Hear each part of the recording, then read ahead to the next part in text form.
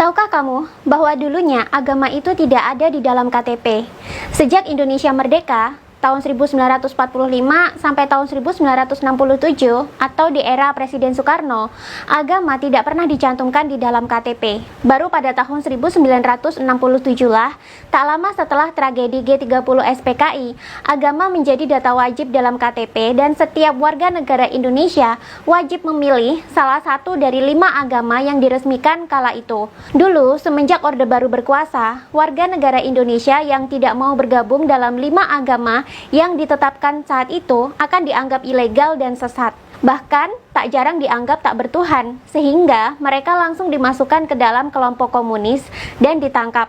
Setelah ditangkap, nasib mereka banyak yang tidak diketahui rimbanya. Banyak di antaranya tak pernah kembali ke keluarga dengan selamat, alias tinggal nama.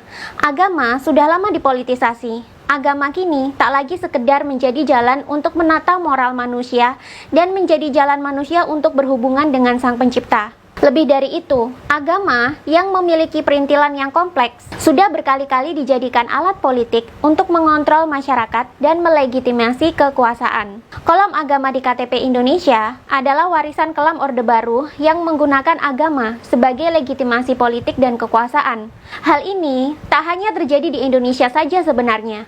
Penggunaan agama sebagai legitimasi politik sudah sering terjadi di Eropa sejak dimulainya revolusi industri dan kolonialisme. Jika kalian pernah mendengar istilah Gold Glory, Gospel yang diusung para kolonialisme Eropa, itulah salah satu contoh klasik penggunaan agama sebagai senjata politik dan penjajahan demi keuntungan ekonomi.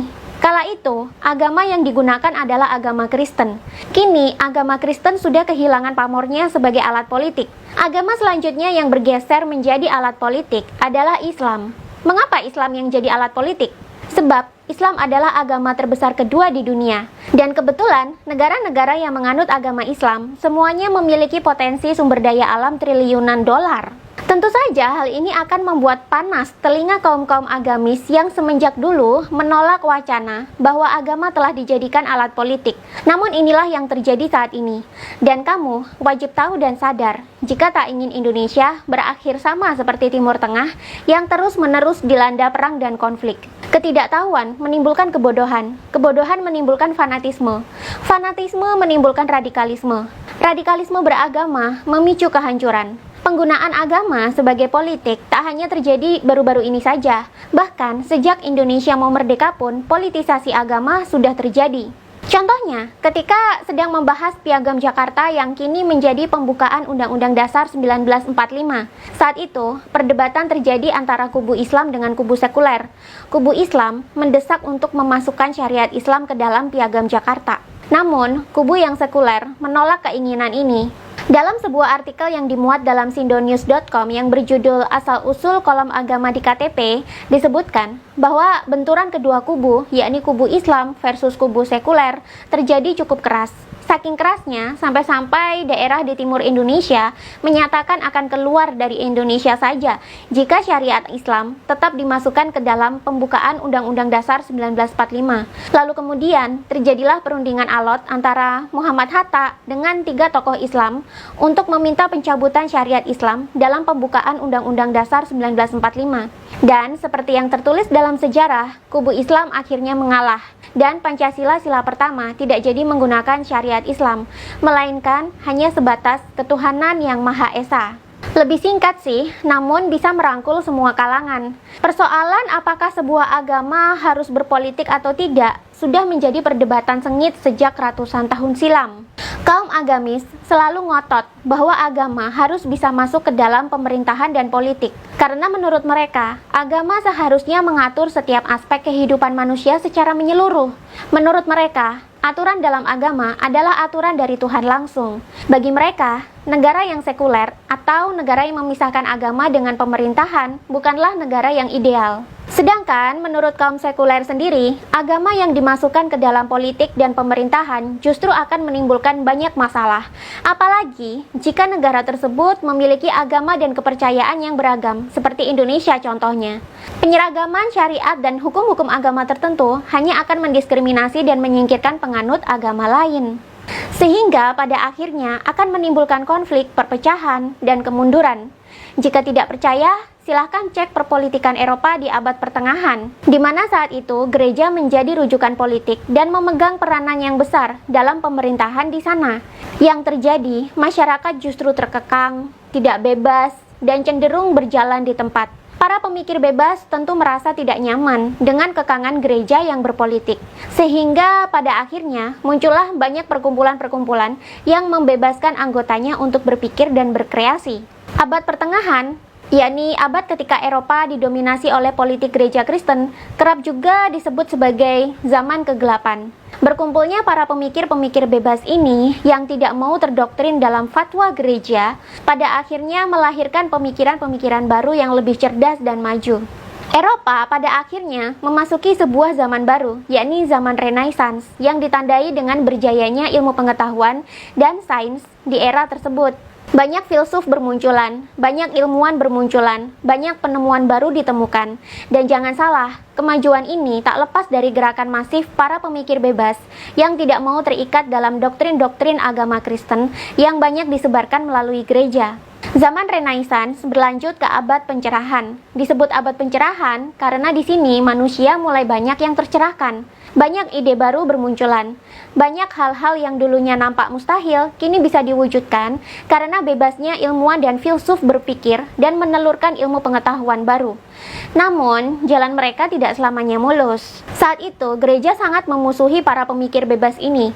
Perkumpulan mereka yang kini banyak dianggap sebagai secret society, banyak diburu, ditutup, dan tokoh-tokohnya dianggap bersalah dan melanggar peraturan negara. Dari sinilah muncul keyakinan bahwa perkumpulan para pemikir bebas ini sangat mengancam legitimasi politik gereja. Karena banyak diburu dan ditangkapi, plus banyak pemondokan mereka yang ditutup paksa oleh negara, perkumpulan-perkumpulan ini akhirnya bergerak secara diam-diam. Dari sini muncullah istilah secret society. Dan dari sini pula muncul stigma bahwa mereka adalah pengikut Antichrist. Ketika agama Islam menyebar ke seluruh dunia, secret society kembali distigma negatif sebagai pengikut Dajjal. Padahal dulunya, mereka tak lebih dari sekedar perkumpulan para pemikir bebas yang belajar banyak hal, mulai dari filosofi, energi, sampai ilmu pengetahuan. Namun, karena gereja di Eropa menganggap mereka berbahaya, maka stigma Antichrist ini menyebar dengan sangat cepat dan sangat mengindoktrinasi pemikiran masyarakat Eropa. Ketika era kolonialisme merebak, agama Kristen kembali dijadikan alat politik untuk menjalankan penjajahan. God, Glory, Gospel dijadikan semboyan penjajahan atau kolonialisme. Agama disebarkan sambil mencari keuntungan politik. Begitu pula dengan di Indonesia. Politik dan ekonomi memang kerap tidak terpisahkan, dan agama merupakan cara yang murah dan cepat untuk mendoktrin pola pikir manusia menjadi sendiko dawuh apapun fatwa atau keputusan yang dikeluarkan oleh para pemuka agama. Tak peduli walaupun keputusan atau fatwa tersebut sebenarnya bersifat politis, jika sudah dibalut dengan ayat-ayat dari kitab suci dan tafsir yang disesuaikan dengan kebutuhan politik, maka masyarakat akan menganggap semua itu adalah takdir dan perintah dari Tuhan. Begitulah cara kerjanya jika menjadikan agama sebagai alat politik.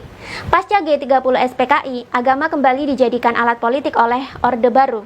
Sampai sekarang, masih banyak yang mengira bahwa komunis itu sama dengan tidak bertuhan. Padahal bukan loh. Komunisme adalah ideologi negara. Tidak ada sangkut pautnya sama sekali dengan Tuhan dan agama. Tapi, di dekade 1960-an sampai 1980-an, perang dingin antara Amerika Serikat yang kapitalis dengan negara Uni Soviet yang komunis sedang panas-panasnya. Perang ideologi dua negara adidaya ini berimbas kepada konflik-konflik berdarah yang terjadi di seluruh dunia yang negaranya condong kepada komunis. Tak terkecuali terjadi juga di Indonesia. Indonesia yang ketika itu dipimpin oleh Soekarno di dekade 1960-an mulai cenderung dekat kepada Uni Soviet yang komunis tentunya. Apalagi saat itu terjadi perebutan kekuasaan atas Papua Barat antara Indonesia versus Belanda. Belanda sendiri adalah sekutu Amerika Serikat. Sedangkan Amerika Serikat sendiri sedang ada agenda besar ingin melenyapkan komunisme di seluruh dunia.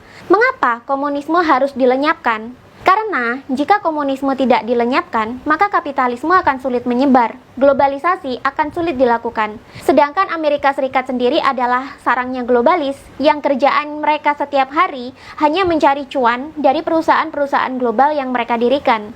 Perusahaan global mereka dipastikan akan sulit masuk dan beroperasi di negara-negara komunis. Karena itu, Uni Soviet dan negara-negara lain yang cenderung komunis harus dihancurkan.